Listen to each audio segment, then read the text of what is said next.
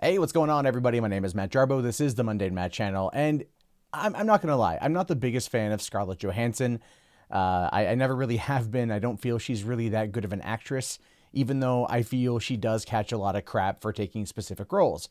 Last year's Ghost in the Shell caught her a lot of flack when it was announced, mostly because of how much of a departure it was from the source material, and the way they adapted the story for the movie actually made sense about why it was Scarlett Johansson and not an Asian actress playing the role. But of course, the internet outrage machine worked its magic ahead of time and kind of hurt the movie going into it. The movie wasn't that bad, to be honest with you. But then, of course, she was announced to be in this new movie called RUB TUG, which is about a trans man running a whole slew of prostitution and massage parlor rings in Philadelphia in, I think, the 1970s and 1980s. And she was going to be playing the character of Dante Tex Gill.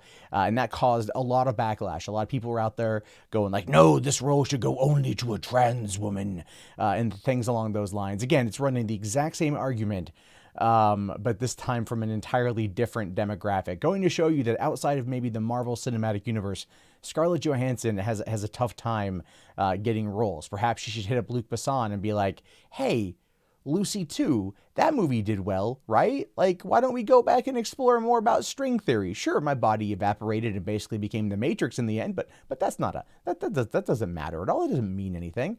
Well, she should probably really give him a call because she needs the work.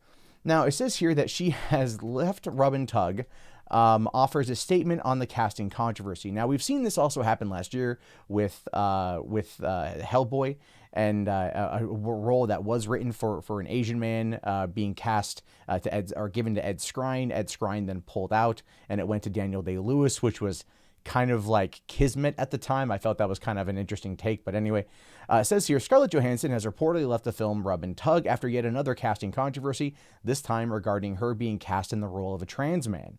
I mean, you gotta look at the photo here. I think she could pull it off. It says, perhaps you recall the accusations of whitewashing surrounding the actress's casting in Ghost in the Shell, even though the character was, a robot. Johnson was set to play Dante Tex Gill, a real-life crime kingpin who used his massage parlor as a front for prostitution in the 70s and 80s. He was born Louis Gene Gill, but identified as a man. There was almost immediately a strong backlash about a straight cis woman playing a trans man character, with the struggle for inclusion of trans actors and actresses being front and center as the reason, which I do understand that. I do. But this is also the story of a woman transitioning to become a man. So there's going to be a lot of the movie that's going to have, Lois Jean Gill being Lois Jean Gill and then transitioning into being Dante. So whoever it's going to be is going to end up being probably someone who is straight, or not straight, but is at least, identifies as a female at first and then goes through the transformation. Scarlett Johansson's response to this ultimately was like, talk to Jared Leto, talk to Jeffrey Tambor, talk to Frances McDormand. You know what I mean? Like, because obviously this was a run at an Oscar. This was a run at award season. This was meant to be her take on that, and it just didn't work out very well. Now, matters got worse when a quote attributed to her surfaced, urging those, like I said, to talk to Jeffrey Tambor, Jared Leto, and Felicity Huffman. Sorry. I said Frances McDormand. Wrong person, Felicity Huffman, my mistake. Now, it says today via Johnson in a statement sent to Out Magazine that she would be withdrawing from the film, saying, in light of recent ethical questions raised surrounding my casting as Dante Tex Gill, I have decided to respectfully withdraw my participation in the project. Our cultural understanding of transgender people continues to advance, and I've learned a lot from the community since first making my statement about casting and realize it was insensitive. No, what? No, you purposefully said talk to Jeffrey Tambor, Jared Leto, and Felicity Huffman, 3 straight actors who have portrayed trans individuals. You were, and have all won accolades and awards for it. You were very straightforward about what it is you were after. You were very straightforward about what it is you wanted. There's nothing here to be upset about. There's nothing here to really kind of get, to apologize for. You are doing this for awards. You are doing this in order to, move past the Marvel Cinematic Universe.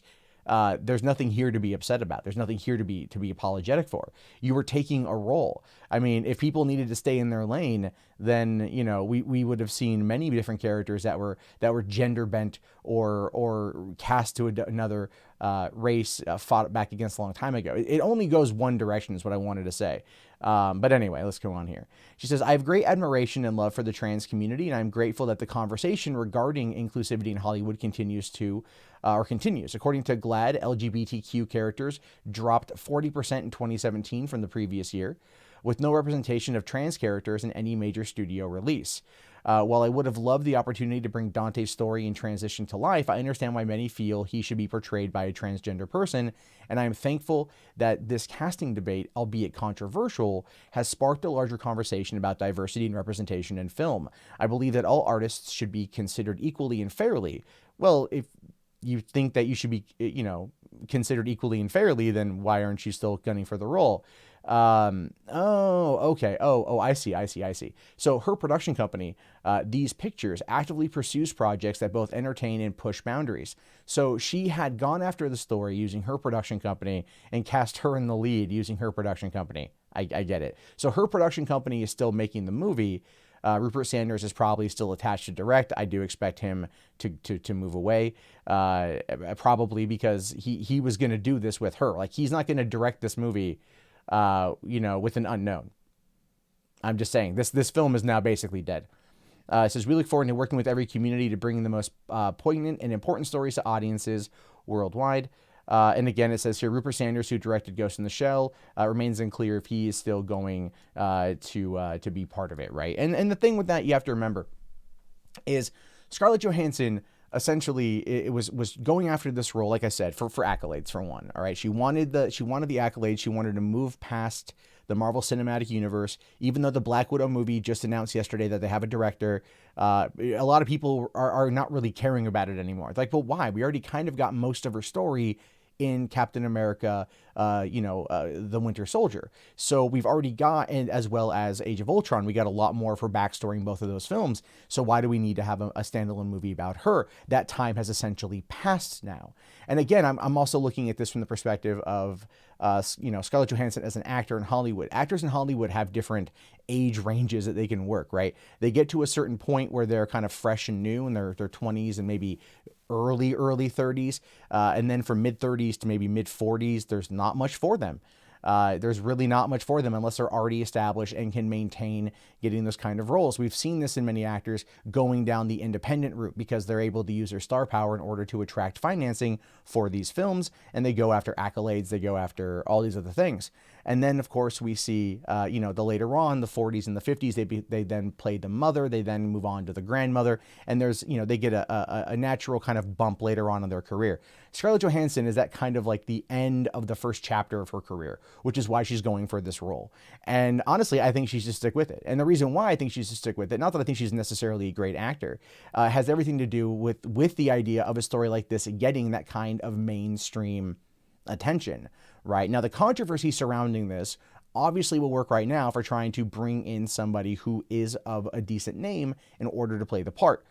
But if there were no trans characters represented on screen in 2017 in major studio releases, and the 40% dropped of LGBT characters in 2017, then that's, again, people just, that doesn't sell tickets in the wider market. In the independent market, that absolutely would. And that might be where this film kind of lives and dies. But of course, this movie is being specifically told in order to go after the award season. I would argue that with the dropping out of Scarlett Johansson, Rupert Sanders probably doesn't have much of a reason to continue working on the project. They're probably going to end up bringing in somebody else to direct it. And they're probably going to end up arguing down the road that this should be directed by a transgender person who could understand that particular play. Now, at the same time, there's really one directing group that I think could do this story proper, and that would be the Wachowskis. Since both Lana and Andrea, Anna, I don't know what they're going by now, but they're both transgender.